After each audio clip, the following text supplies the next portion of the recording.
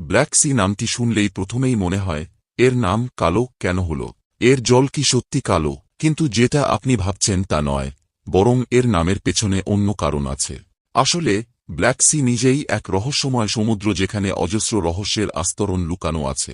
এই সমুদ্রের গভীরে এমন অনেক কিছু রয়েছে যার ওপর আজও পর্দা ওঠেনি। এখানে আছে আন্ডার ওয়াটার নদী, শত শত বছরের পুরনো জাহাজের ধ্বংসাবশেষ এবং দেহাবশেষ, যেগুলি দেখে মনে হবে যেন তারা সদ্যই এখানে এসেছে। কিন্তু কিভাবে তা সম্ভব? আসলে ব্ল্যাক সি অন্য কোনো সাধারণ সমুদ্রের মতো নয়। এর মধ্যে এমন কিছু বিশেষত্ব রয়েছে যা একে অনন্য করে তুলেছে।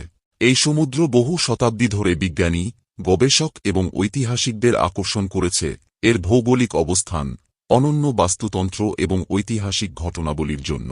ব্ল্যাক সি পশ্চিম ইউরোপ এবং মধ্য এশিয়ার মধ্যে অবস্থিত এবং এর চারপাশে রয়েছে Russia, Georgia, Bulgaria, Romania, Ukraine এবং তুরস্কি। ব্ল্যাক সি বিভিন্ন স্তরে বিভক্ত। এর উপরের স্তরে অক্সিজেন আছে, যেখানে জলজ প্রাণীরা বাস করতে পারে। তবে 150 মিটার গভীরতার পর থেকে অক্সিজেন থাকে না, এবং সেই স্তরের নিচে প্রাণের অস্তিত্বও নেই। এই কারণে একে এলিয়েন ওয়ার্ল্ড বলা হয়, কারণ এখানে কোন ডিকম্পোজিশনও হয় না। এ কারণে প্রাচীন যুগের অনেক জিনিস যেমন দেহাবশেষ ও জাহাজের ধ্বংসাবশেষ আজও এখানে অক্ষত অবস্থায় পাওয়া যায়। এই কারণে ব্ল্যাক সি এক প্রাকৃতিক টাইম ক্যাপসুলে পরিণত হয়েছে যেখানে জিনিসপত্রের ক্ষয় বা পচন হয় না। প্রকৃতপক্ষে ব্ল্যাক সি এর এই বৈশিষ্ট্য এর সামুদ্রিক জীবনে গভীর প্রভাব ফেলেছে। এর উপরের স্তরে বিভিন্ন ধরনের মাছ যেমন অ্যাঙ্কোভি, ম্যাকেরেল এবং ডলফিন রয়েছে।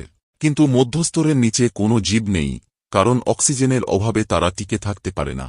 এখান থেকেই একটি অনুমান আসে যে এর নাম ব্ল্যাক সি কেন রাখা হয়েছে। প্রাচীন যুগ থেকে এই সমুদ্র অনেক যুদ্ধ ও সাম্রাজ্যের সাক্ষী। গ্রিক, রোমান এবং অটোমান সাম্রাজ্যের গুরুত্বপূর্ণ সামুদ্রিক পথের মধ্যে একটি হওয়ায় এখানে অনেক সময় অনেক জাহাজ ডুবেছে।